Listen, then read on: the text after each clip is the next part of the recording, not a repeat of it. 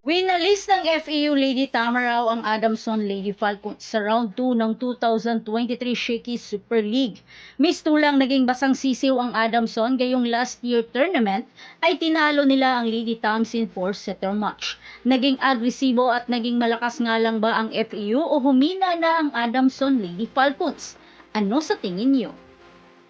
Pero bago pa man ang lahat, huwag mo namang kalimutang mag-subscribe at i-spike ang notification bell para lagi kang updated sa mga balbal ganap. Hindi talaga maiiwasan ang pagbabago kasi nga, change is constant. Kaya sa round 2 ng Shakey Super League ay nakuha ng Lady Tamara ang pang-apat na panalo at walang talong record.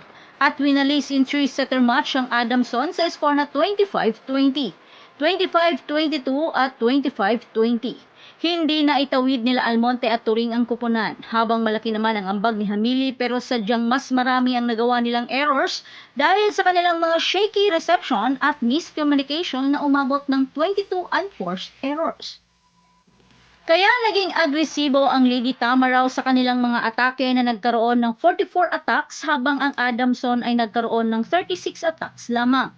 Ngunit dahil sa shaky reception ng Adamson, naging predictable naman ito sa mga Lady Tams kaya madali sila nitong nadedepensahan na umabot sa 8 blocks.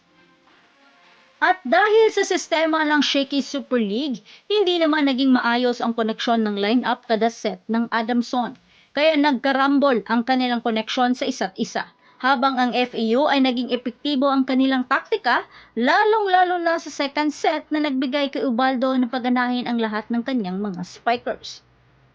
Kahanga-hanga naman ang ginawa ni Georgel Pitalio para sa FEU Lady Tamaraw dahilan upang hirangin most valuable player sa match na ito, na umiscore ng 10 points. Habang si Faida Bacangke ay nakapagtala ng 11 points including 9 attacks at 1 service ace. Sa kabilang banda, si Tonet Adolfo naman ang nakapagtala ng 10 points, 1 block at 1 service ace para sa Adamson Lady Falcons. Sa puntong ito, isa na ang talo ng Adamson at 3 panalong record habang ang FEU ay wala pang talo at 4 na ang panalo para sa Pool F.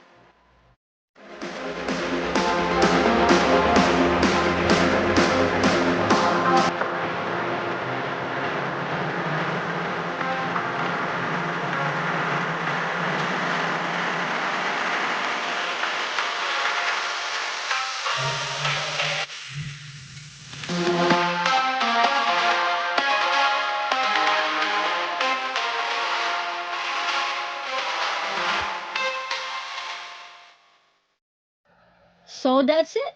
Thanks for supporting this channel and please don't forget to like and subscribe and spike the notification bell para lagi kang updated sa mga balbal ganap. And thanks for watching.